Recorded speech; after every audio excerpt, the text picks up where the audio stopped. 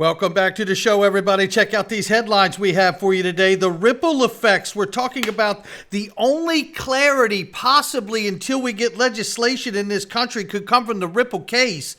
We're also going to talk about the post-Hinman emails and the crypto world. And I tell you this, SEC has changed their disclaimer, and it's probably because of the Ripple case. Judge Torres, is there a pattern? Might we know when the actual summary judgment ruling will come in? We're going to talk about it. How about this? Brazil's central bank pilot, 14 banks and 14 different participants. But what about Ripple and XRP? How about this? BIS, Atlanta Federal Reserve, Ripple, XRP, absolutely mentioned. You're going to love it. Somebody roll that beautiful intro.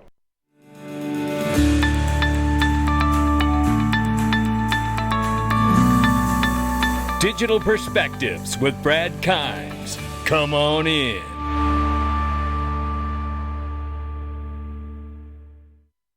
Welcome back to the show, everybody. You can follow us on Twitter and YouTube for exclusive content. Right now, we are looking at $1.16 trillion market cap for crypto. The market is up 1%. Good afternoon, everybody. Bitcoin, 26,400 plus. Ethereum, 1,800 plus. Tether market cap, 83 billion plus right now. But we don't know how the U.S. government and Department of Justice feels about it. But I think soon we will know.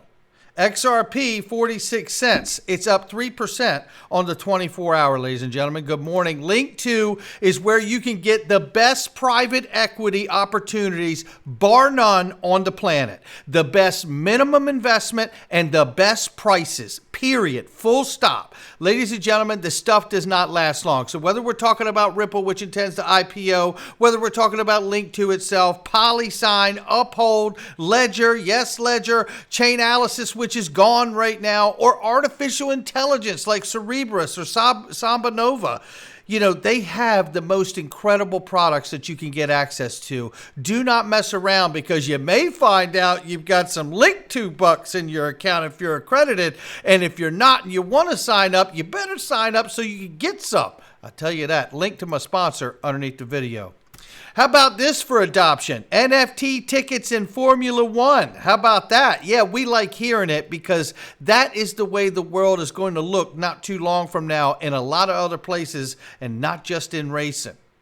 Meanwhile, Digital Currency Group is shuttering its trade execution and brokerage services unit. Trade block and the number of Ether held on exchanges has hit a low not seen since 2016. Well, this just adds to the trouble of Barry Silver and Digital Currency Group, because they just recently missed a $630 million payment to Gemini. What's to come of all of this, Barry? This here from Sam Lyman here from Forbes. He says right now the XRP army is carrying all of crypto on its back. If the court rules in favor of Ripple, it would provide a critical legal precedent for the industry that would protect digital assets from further overreach by the SEC. Well said by Sam. But I also want to remark, too, do not rule out the possibility that Ripple gets clarity for XRP, and it may not speak as broadly to the crypto space. Now, I don't want that outcome. I do want an outcome that speaks to the whole crypto space through this ruling in a positive way. But we cannot take off the table, however, that it could come out that Ripple gets clarity for XRP and it doesn't really speak to the rest of the space. Now, regardless of that, I do want to speak to this. This, as Sam is saying, may become the only clarity that the crypto space is going to get outside of stablecoin legislation, which may happen by the end of this year.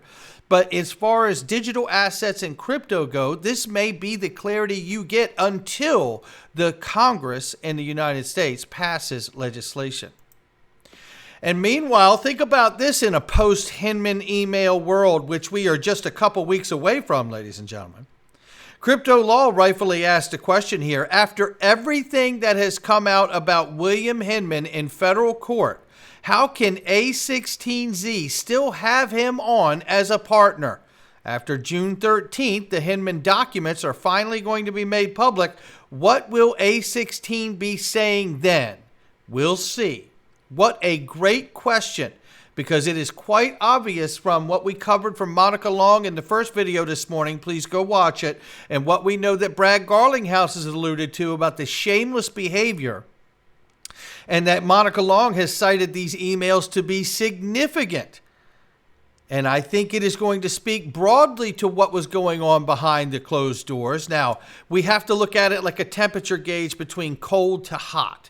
Does the emails reveal criminality, or does it just reveal bad behavior and that shamelessness that was talked about, where they walk right up to the edge of criminal behavior?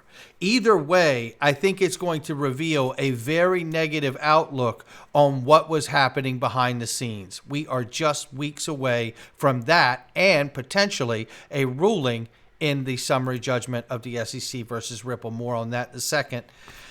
Mr. Cool Guy says, I always thought, why wouldn't Ripple mind spending $200 million if there was a good chance there could be recourse against the bad actors that tried to damage them? What are the damages? You know, this is a question that has been rightfully asked by Val Hill Capital, Jimmy Vallee, and the Confidential Committee.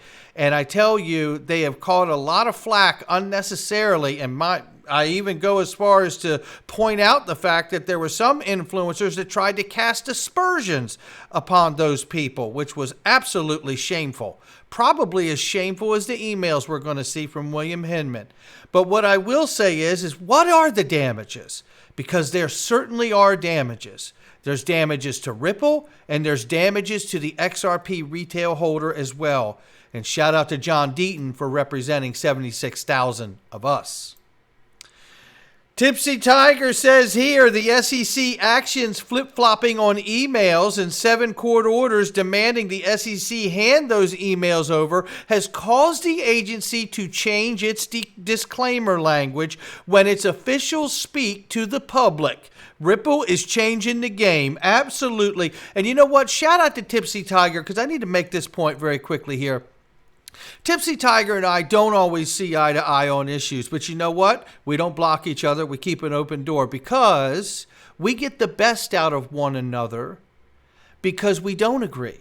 I like having people around me that don't think the same way that I do. I don't instantly want to shut people out. And you know what? When I decided to do this conference and I was attacked constantly by trolls, Tipsy Tiger was there. He was very supportive and knew exactly what we were trying to do for the community, and we did it. And we did it with his support and his deference in our opinions on this channel. That's the way I came up in this world. We don't have to agree. We just have to have that conversation with civil discourse. And I shout out Tipsy Tiger for that because I think him and I both exemplify that understanding. But as it said here, Ripple has changed the game in the disclaimer, and it has changed in a way very quickly here that you need to understand. So if you look at it, the former comments were, my views are my own as chair of this SEC, and I'm not speaking on behalf of my fellow commissioner or staff. Or you might see it like this. I would like to share remarks that reflect my views as an individual commissioner of the SEC and do not necessarily reflect the views of the full commission or my fellow commissioners. This is all likely in response to the discovery dispute with Ripple Labs over access to materials related to 2018. Short version, the court allowed discovery because the early disclaimer made it harder to show that the documents relate to some form of agency position, decision, or policy. Now, with the remarks being given in the official capacity, it seems easier to draw that connection. So I tell you, Ripple is changing the game, ladies and gentlemen, no doubt about that. And I think in a couple weeks, we're going to find out just how much. Ashley Prosper asked a question after Jeremy Hogan tweets this. Jeremy Hogan shared this. The judge in the Ripple case has been making major rulings about every 9 weeks, September 29th, December 19th, March 6th, May 16th, and the only major ruling left is on summary judgment. That comes out mid-July, if that is correct. He says this is not a prediction, just a pattern. Shout out to him for that. Ashley Prosper says, does a judge normally decide what can and can't be sealed before writing a summary judgment decision? Or do they decide summary judgment first, look at what evidence they have to use to reach their decision, and then compare it to what the parties want sealed? If it's the latter, then summary judgment decision may already be complete in draft form, and we could get the final version handed down shortly after June 13th, absent a settlement. How about that?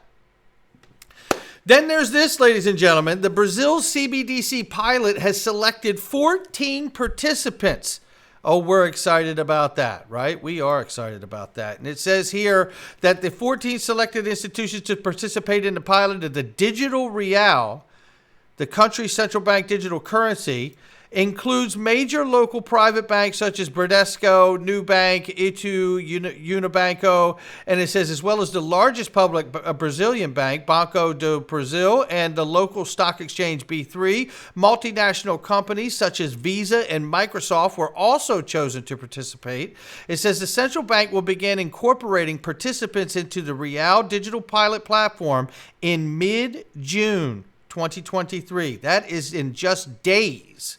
Right? Just 2 weeks away there, we're looking at. In total, the bank received 36 interest proposals from over 100 institutions from a number of different financial sectors, including payment institutions, cooperatives, public banks, crypto companies, financial market infrastructure operators, and payment settlement institutions. Now, I want to remind you guys that even though we don't see Ripple there, remember from Ripple Insights back last August, I believe this was, wasn't it? Yeah, last August, that we see Travelex Bank is 100% digital and 100% personal bank.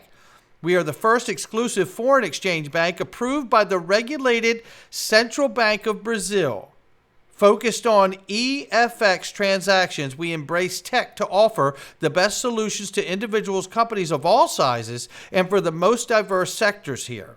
It says this, as crypto and blockchain continue to play a growing role in global financial system, there is great opportunity for Ripple's on-demand liquidity solution to solve real pain points for individuals and economies around the world. We'll keep you posted if we find out Ripple ends up being involved in that pilot or not.